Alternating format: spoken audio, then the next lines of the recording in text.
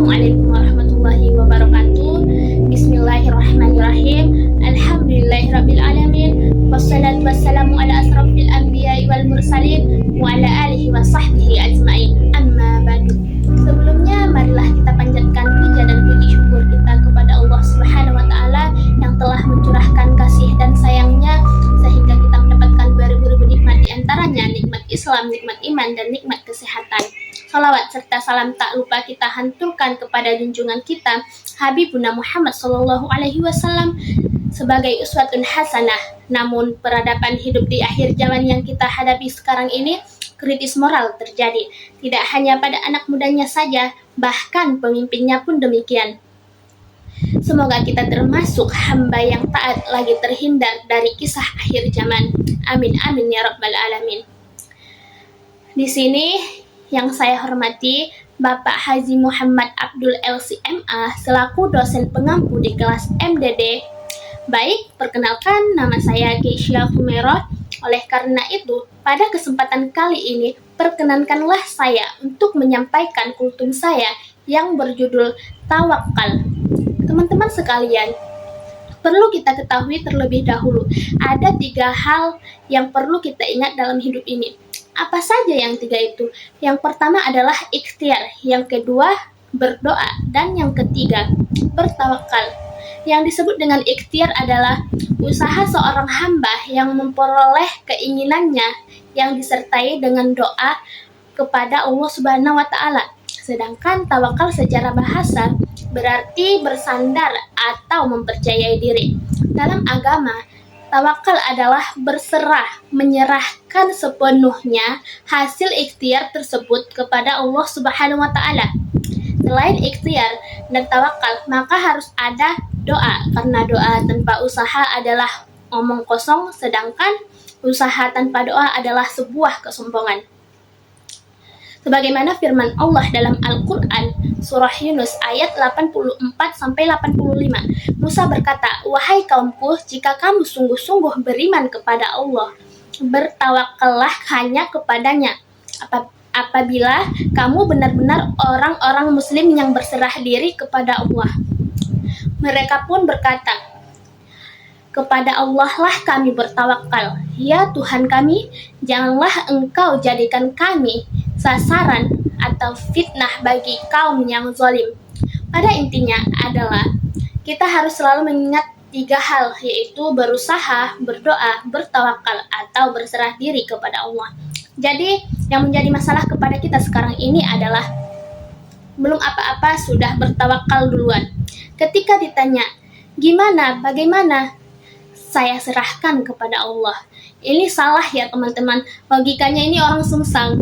Usaha dulu, setelah usaha berdoa, setelah berdoa baru bertawakal.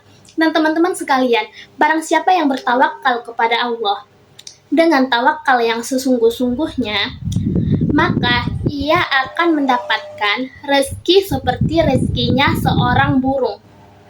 Jika ada lagi yang bertanya, apa itu tawakal? Tawakal itu berserah diri kepada Allah. Ingat, perlu kita ketahui juga ada 3 kalimat yang berbeda. Ada terserah, ada menyerah, ada berserah. Beda atau sama teman-teman? Hilman, apa bedanya? Kalau terserah itu tidak punya tujuan, tidak mau hidup itu mau ngapain, atau kuliah kita tujuannya mau ngapain, udah pokoknya saya kuliah gitu. Itu nggak ada tujuannya teman-teman. Kalau sekarang udah tahu kan, kita kuliah tujuannya apa, ibadah tujuannya apa, amal soleh tujuannya apa, dakwah bukan, betul kan? Pokoknya berserah, nggak ada tujuan. Yang kedua menyerah. Menyerah itu nggak ada usaha, pasrah gitu. Kalau berserah tujuannya ada, usahanya ada, hasilnya dia serahkan kepada siapa? Kepada Allah Subhanahu wa taala. Nah, selama ini teman-teman ada pada zona mana? Terserah, menyerah, atau berserah? Atau tidak pada 3-tiganya? Jangan terserah, jangan menyerah, tapi harus apa? Berserah. Baik teman-teman, hanya itu yang bisa saya sampaikan. Mohon maaf jika ada kata yang salah, mohon ampun kepada Allah. Cukup sekian dari saya. Assalamualaikum warahmatullahi wabarakatuh. Baik, di sini saya akan menyampaikan hafalan 15 hadis. Hadis yang pertama adalah A'udzubillahi minasyaitonirrajim. Bismillahirrahmanirrahim. Qala Rasulullah sallallahu alaihi wasallam, "Ballighu anni walau ayah." Artinya, Rasulullah sallallahu alaihi wasallam bersabda, "Sampaikanlah dariku walau hanya satu ayat." Hadis kedua, "Man dalla ala khairin falahu mislu azri fa'ilihi." Barang siapa yang menunjuk kepada kebaikan, maka ia akan mendapatkan pahala yang sama seperti orang yang melakukan kebaikan tersebut. Hadis yang ketiga, khairukum man ta'allamal Qur'ana wa 'allamah. Yang terbaik di antara kalian adalah orang yang belajar Al-Qur'an dan mengajarkannya.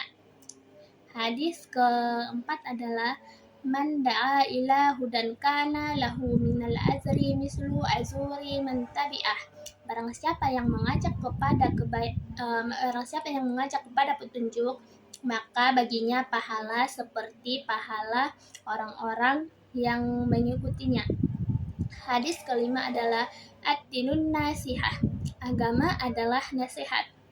Hadis keenam, kullukum ra'in wa kullukum mas'ulun an ra'iyatih. Setiap kalian adalah pemimpin dan setiap pemimpin bertanggung jawab atas apa yang dipimpinnya. Hadis ketujuh adalah la'an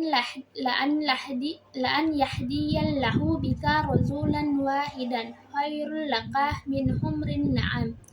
Jika Allah memberikan petunjuk kepada seseorang melalui kamu, itu lebih baik bagimu daripada unta merah.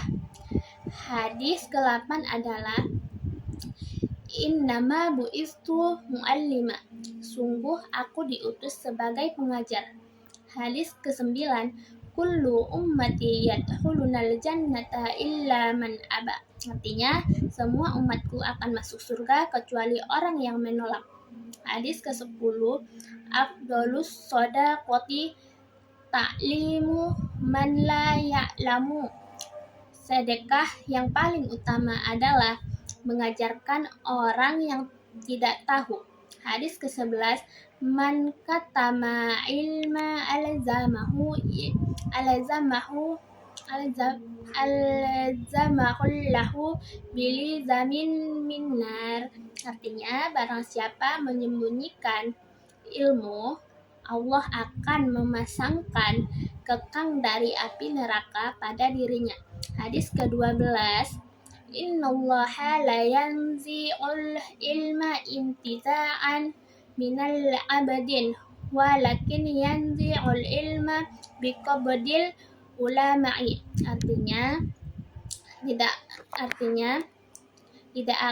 Allah tidak akan mencabut ilmu dengan tiba-tiba, tetapi dengan mewafatkan ulama. Hadis ke-13, la tazalu qadama abadin yaumal qiyamati hatta yus'ala an ilmihi maza amila fihi. Kedua kaki seseorang hamba tidak akan bergerak pada hari kiamat sebelum ditanya tentang ilmunya apa yang telah diamalkannya. Hadis ke-14, man ahabba an yubsata lahu fi rizkihi wa yunsa'a lahu fi asarihi falyasil rahimah. Barang siapa yang ingin diluaskan rezekinya dan dipanjangkan umurnya, maka hendaklah ia menyambung tali silaturahmi. Hadis ke-15 adalah man sunna fi islami sunnatan hasanatan falahu azru hawa azru man amila biha. Artinya, barang siapa yang memulai suatu kebiasaan yang baik dalam Islam, maka dia akan mendapatkan pahalanya dan pahala orang-orang yang mengamalkannya. Sekian dari saya. Assalamualaikum warahmatullahi wabarakatuh.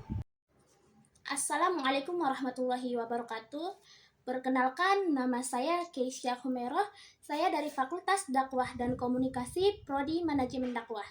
Baik, di sini saya akan menjelaskan beberapa tugas saya untuk memenuhi syarat mata pelajaran ilmu hadis.